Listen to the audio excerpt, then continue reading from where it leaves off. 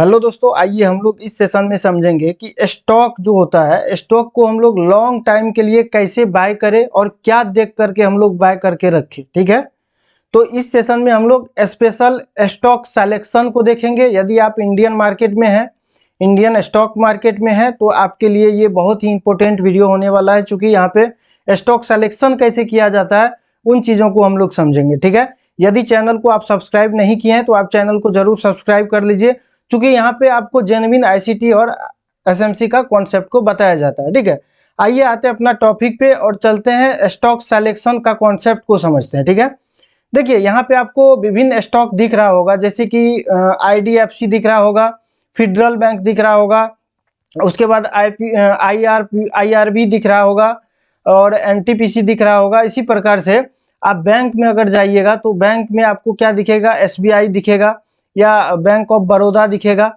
Central bank दिखेगा। ठीक है, सपोज दैट मानिए किसी भी बैंक को, एचडीएफसी है या एसबीआई है, किसी भी बैंक का स्टॉक को लेना है। ठीक है, तो हम लोग क्या करेंगे, यदि एसबीआई का स्टॉक को लेना होगा, यहाँ देख रहे हैं एसबीआई लगा हुआ है, तो इसको क्या करेंगे कि देखेंगे हम लोग कहाँ, ट्रेडिंग व्यू पे। ठीक है, ट्रेडिंग व्यू पे परफेक्ट एनालिसिस करके उसके बाद लेंगे। कैसे एनालिसिस करना है इस स्टॉक को, तो सबसे पहले डे टाइम फ्रेम पे चले जाएंगे। जब आप डे टाइम फ्रेम पे जाइएगा, चूंकि ये ऑप्शन के लिए या इंट्राडे के लिए हम लोग नहीं ले रहे हैं, ये स्टॉक को लॉन्ग टाइम होल्डिंग के लिए ले रहे हैं।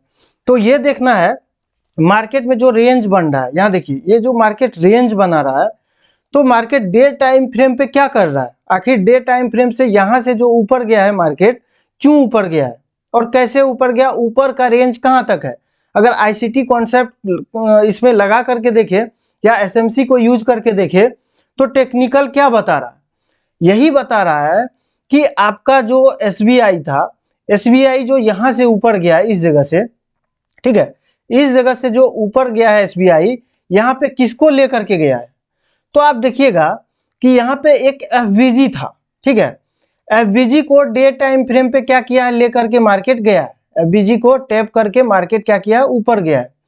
जैसे एफवीजी को टैप किया, एफवीजी को टैप करने के बाद मार्केट का अब मूव जो है ऊपर से डाउन साइड से आया और मार्केट एफवीजी को टैप किया तो मूव अप साइड का ही देना है।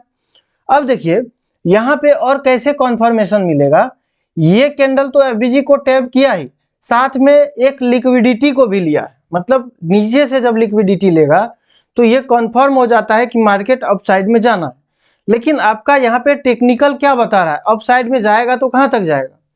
अगर डे टाइम फ्रेम का बात करें तो डे टाइम फ्रेम में हम लोगों को दिख रहा है कि इसका आईडीएम कहाँ पे है, इस जगह पे आईडीएम है, यहाँ पे ये आईडीएम है। ठीक है, और आईडीएम यहाँ पे है तो ऊपर का पीओआई अब कहाँ पे है, एफवीजी ऑर्डर ब्लॉक कहाँ पे है। तो जब आप इस लेग में देखिएगा, इस लेग में देखिएगा तो आपको दिखेगा कि यहाँ पे एक एफवीजी है और वैलिड ऑर्डर ब्लॉक भी है। ठीक है, ये आपको दिख गया। अब जब मार्केट एफवीजी को टैप किया तो यहाँ पे कितना प्राइस चल रहा था, 680 रुपया। आप यहाँ पे देख रहे हैं 680 रुपया का प्राइस चल रहा था। ठीक है, अब मार्केट गया आईडीएम किया, ठीक है, और एफवीजी पे जब टैप किया, यहाँ से लगभग कॉन्फर्मेशन तो क्लियर हो ही जाता है कि मार्केट अब अपसाइड की ओर जाएगा। अब यहाँ से ट्रेड को कैसे पकड़ेंगे, ये आप लोग पेड सेशन में आइएगा तभी पता चलेगा। यदि आप लोगों को किसी भी तरह का कंफ्यूजन है पेड सेशन में कैसे आए, तो आप लोग जाइए, डिस्क्रिप्शन में आपको नंबर मिल जाएगा, वहां से आप लोग व्हाट्सअप मैसेज करके पूछ सकते हैं, सारा जानकारी को ले सकते हैं। ठीक है, यहाँ पे आपको दिखेगा मेन ट्रेड जो बाय का होगा यहीं पे पकड़ाएगा। वो कैसे पकड़ाएगा, टेक्निकली क्या बताएगा, टेक्निकली क्या देख करके हम लोगों को यहाँ पे बाय करना चाहिए, वो आप लोगों को पेड सेशन में बताया जाएगा। सपोज दैट मानिए ये डे कैंडलस्टिक का इस डेट में जैसे लिक्विडिटी लिया, लिक्विडिटी लेने के बाद इस कैंडलस्टिक में 4 मार्च का कैंडल जो यहाँ पे बना हुआ दिख रहा है, मानिए यहाँ पे एंट्री ले लिए। ठीक है, यहाँ पे एंट्री लेने के बाद, इस जगह पे एंट्री लेने के बाद आपका एसएल तो यहाँ का होगा, ऑर्डर ब्लॉक होगा, छोटे टाइम फ्रेम पे ऑर्डर ब्लॉक होगा, एफवीजी होगा, चौक किया हुआ होगा मार्केट। ठीक है, उस हिसाब से एंट्री लेना है।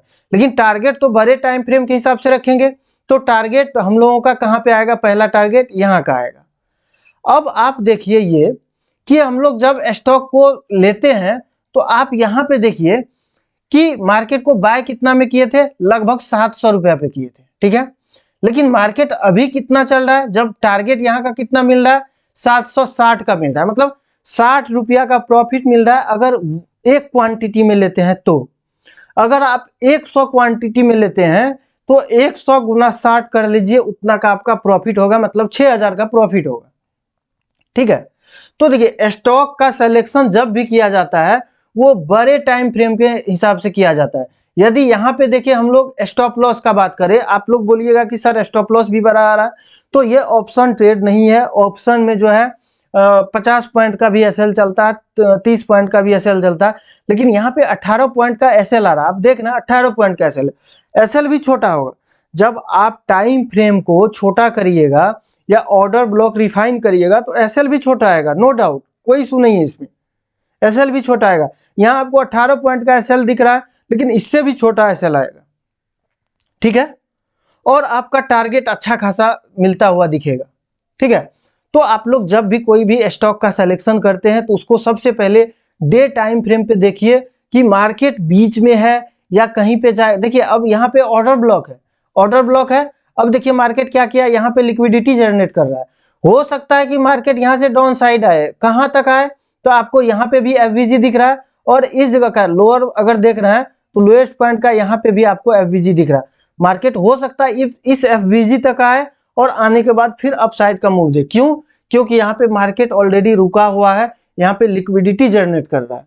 ठीक है, इसीलिए तो आप लोगों को इन सारा कॉन्सेप्ट को जब आप लोग समझ जाइएगा, समझने का क्षमता आ जाएगा, तो आप स्टॉक में अच्छा खासा प्रॉफिट बना सकते हैं। आप देखिए कि यहाँ पे जब हम लोग ट्रेड लिए थे 4 मार्च को लिए थे, लेकिन टारगेट हम लोगों का दिया है कहाँ पे 25 मार्च को, मतलब 25 मार्च को अगर थोड़ा सा होल्ड करते तो हम लोगों का लगभग 778 पॉइंट का टारगेट मिलता। मतलब आप देख रहे हैं कितना दिन का है गैप, तो 20 दिन का ये गैप है जो कि टारगेट देने में लगा है।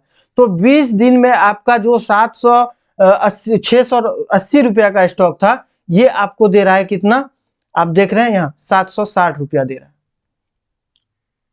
ठीक है, तो सीधा सीधा यहाँ पे 80 रुपया आपको वन लॉट पे, मतलब एक क्वांटिटी में लेते हैं तो 80 रुपया का प्रॉफिट होता हुआ दिख रहा है।